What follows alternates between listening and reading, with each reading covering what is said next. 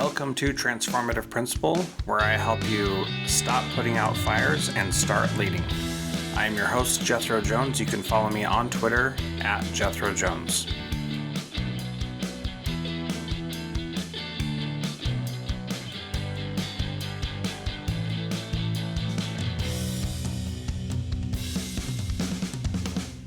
Welcome to the podcast today. I'm your host, Jethro Jones. Today is a special day because we're doing one of these fun simulcasts where we post this on Cybertraps and on Transformative Principle. And the reason is because we're talking about something important today, which is AI and cybersecurity and how we are protecting our kids online. Super important, and something that is even more important with AI now. And I have a great friend of mine, Sam Bourgeois, he's been a IT director. He's worked overseas in China. He has worked in private industry as well. And he's now creating something really awesome to teach kids about cybersecurity. So Sam, welcome to the program. Great to have you. Thank you. No, thank you. And welcome back. It's been years. It's been since 2020, I think. It's the last time we did something like this. So thank you for having me. So the last time you were on Cybertraps was episode 67, which was August of 2021. So wow. It has been a while. And we've talked a few times between then and now. So so you're doing some cool stuff. So let's start by talking about this idea of AI standards. And we'll get into the cybersecurity in a little bit, but let's start with the AI standards. What's your stance on that, and why do you think that's important? Well, I mean, you know, my perspective, as it generally is when we have these kind of conversations, is formed from all those different experiences that I have, and one of those experiences, and my current experience, I guess, if you want, is working in the private sector. And so my job today, as you mentioned, I'm the cybersecurity and IT leader for a large company that has, you know, an international footprint. And so we do everything from governance and compliance, security, managed services, et cetera. But really the important thing that I'm seeing not talked about nearly enough is AI. Now, again, not directly in education. We have education customers, but in my day-to-day, when I am approaching AI, I have to ask myself those questions like, okay, so I get a new request for a new tool. Somebody says they want to use Teams Pro and they want to record the calls and do transcription, and somebody else brings in Fireflies. And if I don't have some kind of governance foundation to help determine the risk and to help understand what's the right process to say yes or no to some of these things, I get myself in the situation where I'm the jerk who kind of stands in the way of innovation when I don't want to be the blocker. What I really want to be is the guardrails. I want to do it safely. I want to innovate. I want to move fast, but I want to do it safely. And for me, that means guardrails. Think bumpers on the bumpers on the bowling lane, right? Where it's okay to kind of bounce off things safely. And so with that in mind, that is my perspective. I have to ask myself, you know, I'm not the smartest guy in the world, much less the smartest guy in the room or even on this call, Jethro, with you. But that's But, you know, I have to ask myself, somebody's got to have done this before. Like somebody has to have asked these questions before. And so I look to the experts. I look to the experts like NIST, which is the National Institute for Science and Technology. They have an AI risk management framework, RMF. I look at ISO. ISO's got an annex specifically that talks about, you know, applying AI safely in an environment. So I couldn't possibly be smarter than those guys, right? Like they've got entire think tanks directed, you know, at solving those problems and thinking through those things. GDPR, same thing. We've got GDPR regulations around AI as well for Europe. So my approach is, you know, is there a standard that's globally accepted, and how can I do my best to align to those standards? If there's something out of line or out of band, or maybe something that's more important to me or that doesn't necessarily fit in the use case or whatever, I'm obviously going to add to that. But what I don't want to do is I don't want to shortchange myself, and I don't want to put my organization at risk. So I want to follow, I'm not looking for a checklist, but I want to follow some standards that I know that people have thought long and hard about. And if it's my prerogative to pick and choose which ones I like and don't like, at least I have them. And that gives me kind of that thoroughness in the way that I approach those problems. That's just my perspective. Yeah. So when it comes to those standards, what are the things that you think are essential and important for you, thinking of yourself in a company now, but also for educators, as we have, AI is changing really fast and progressing very fast, and schools take traditionally a very long time to change. And so, a lot of them are still today talking about just blocking AI wholesale. Mm-hmm.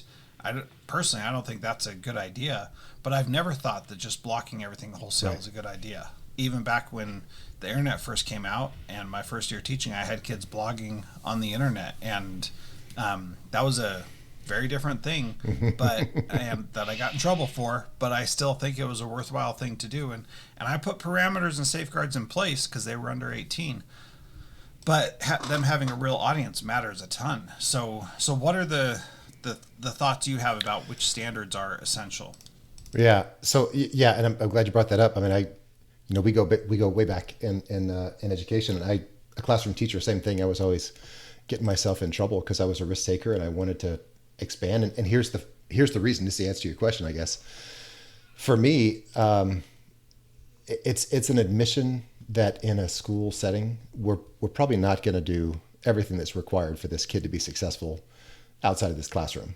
Full stop, right? Like certainly not in the context of IT, certainly not in the context of security, because we sure as heck aren't protecting our kids, And worst of all is AI, because people don't get it in a regular context. People don't really get it. I mean, you can ask 100 Americans, in your audience, probably beyond that, but like you ask 100 Americans, what is AI? I think they'd have a real hard time explaining to you. And it's actually quite simple, but they would have a hard time explaining that to you. So I guess what I would say is, for me, it's that, going back to the governance, it's that context of there is a right way and a safe way to do things. And if your priorities as a community, as an organization, a school district or a school or whatever, if your priorities are not such that you're encouraging, empowering, and enabling innovation,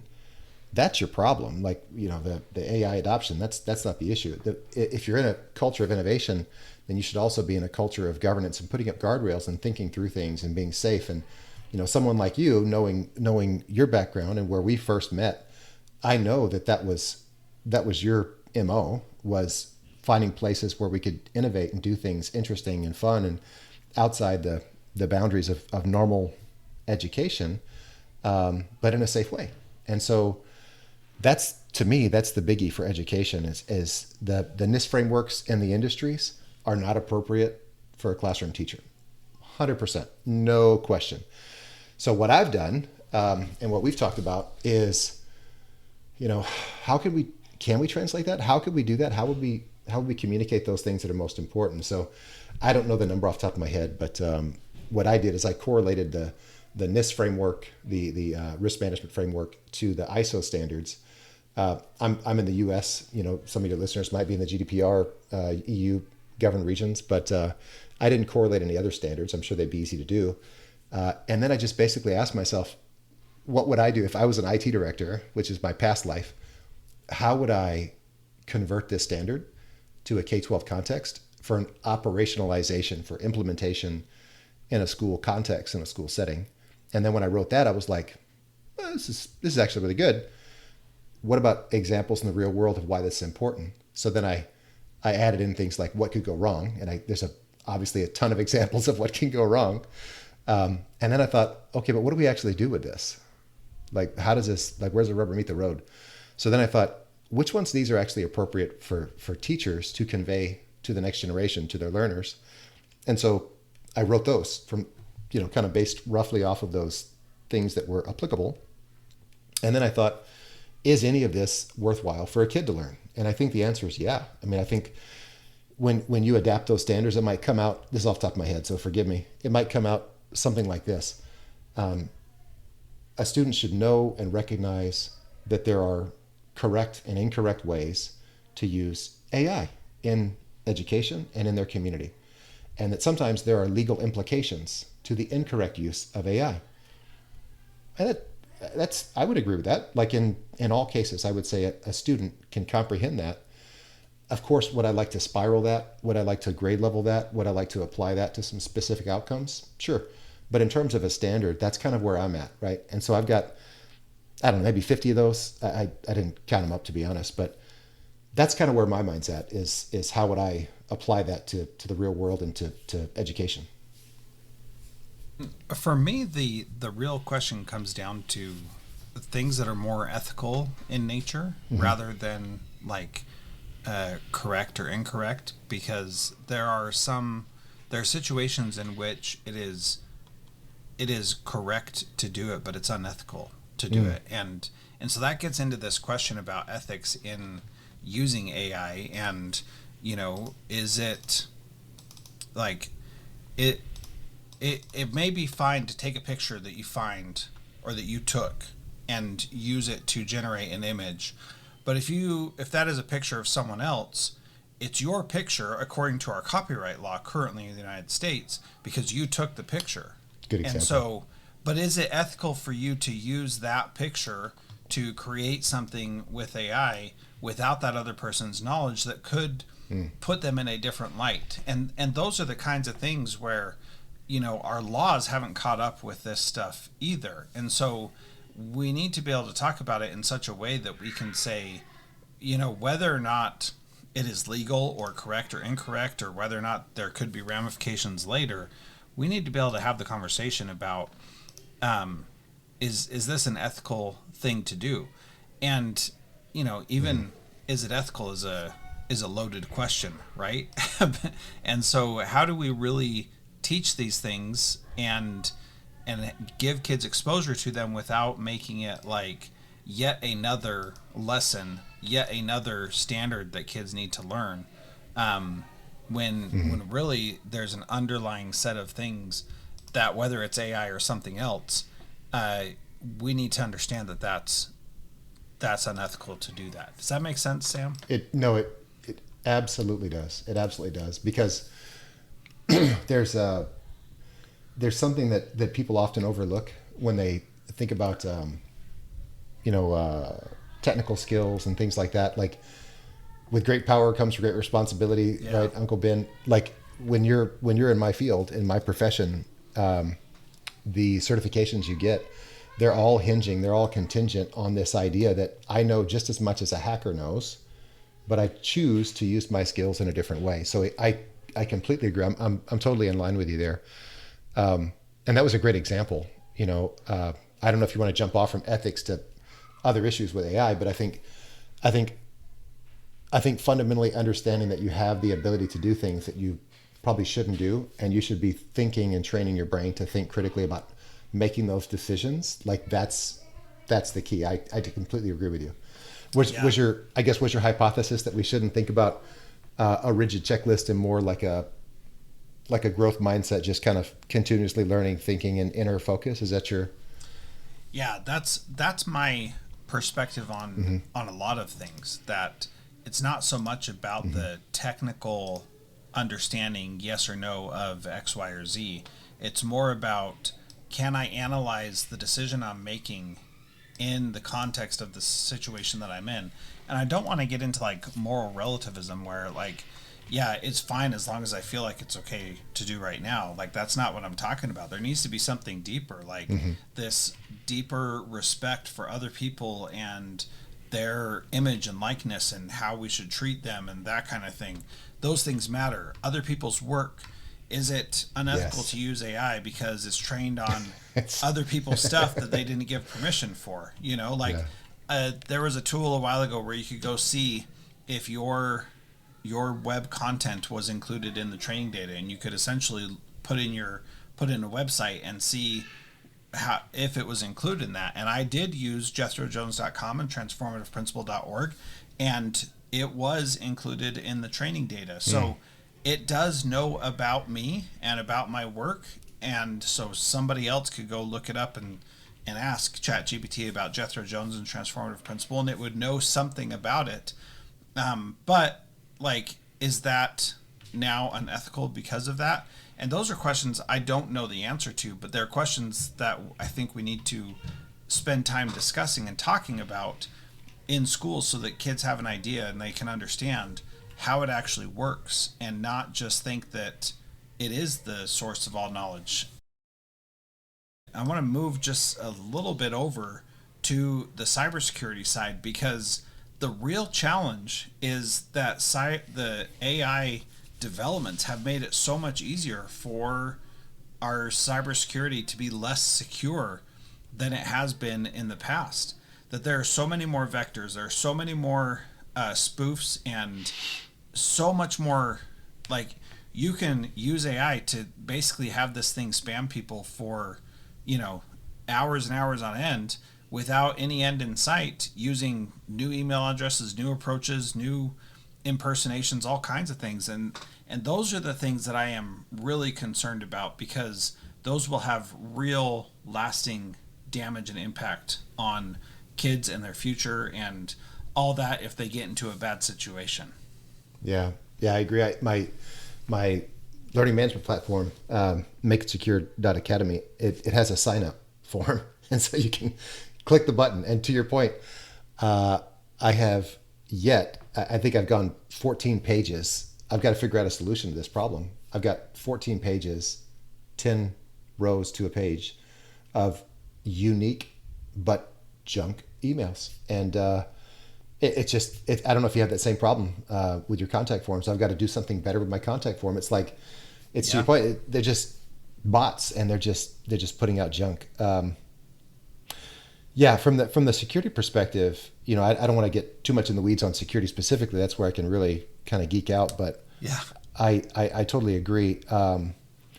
What I think is terrifying in the education context specifically is that, by and large, you and I know how to kind of mitigate risk to our children and protect them in the future, but most people do not.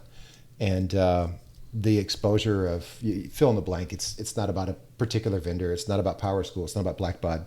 Fill in the blank, right? There's going to be failures across the board. There's going to continue to be failures to protect that data. Once that's exposed, like, my biggest fear is that these young people, not only are they being watched constantly, which is another creepy thing. Data brokers are watching everything we do.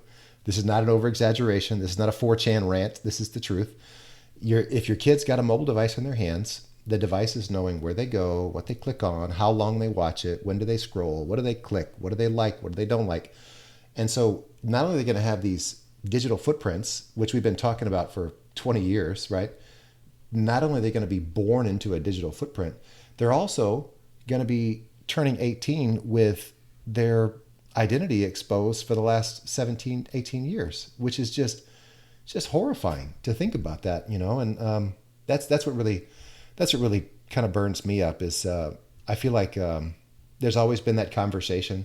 Whenever you and I were young men, there was a conversation around, why are we doing geography and not, working with woodworking or changing a tire or balancing a checkbook? We're having the same conversations, right? Like, everybody says, why are we doing this and not that? But I mean, fundamentally speaking, like, we are absolutely setting these kids up for failure by not teaching this stuff, by not living it in the classroom. And that's what really worries me.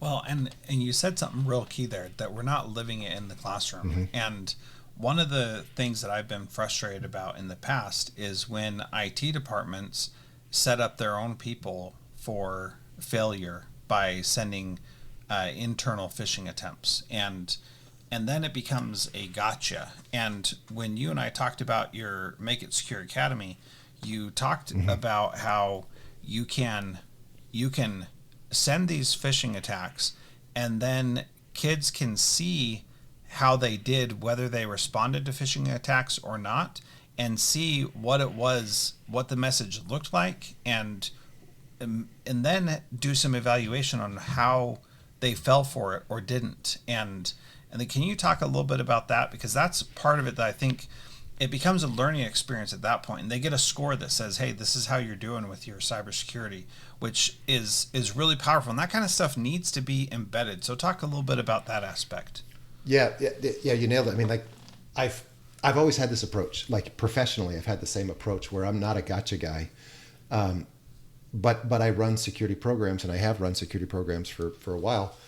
When it comes to young people, I think it's an interesting approach. I'm phishing kids, and the reason I'm doing it is it's a heck of a lot of work. I've got to go, fake all these domains and everything. But to your point, the outcome that I'm looking for is the change in behavior. I'm looking for not statistics. I'm not looking for reporting to the teacher and all this other stuff. I'm looking for an individualized approach to enhancing my security posture.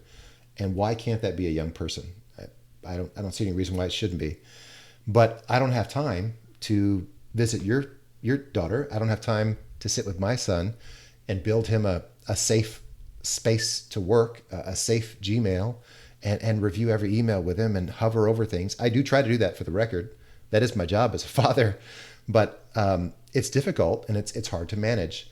So what I wanted to do was build a safe space that had specifically aligned activities and outcomes. And one of those activities is, again, I think quite innovative. It's phishing kids. And so, yeah, to your point, when the students interact with a phishing email that I might have sent against them, attack them with, so to speak, simulated, they get a splash page and it says, "Oops, this was not a real malicious email, or a bad email, whatever. Here's what we can do in the future." And then we also have training assigned specifically to that behavior, and a follow-up that says, "This is why that one was unsafe specifically. Here's why you could have looked for this, or you could have done this, or how this could have been done better." And then more than that, to your point about the kind of changing the way we think and our mindset,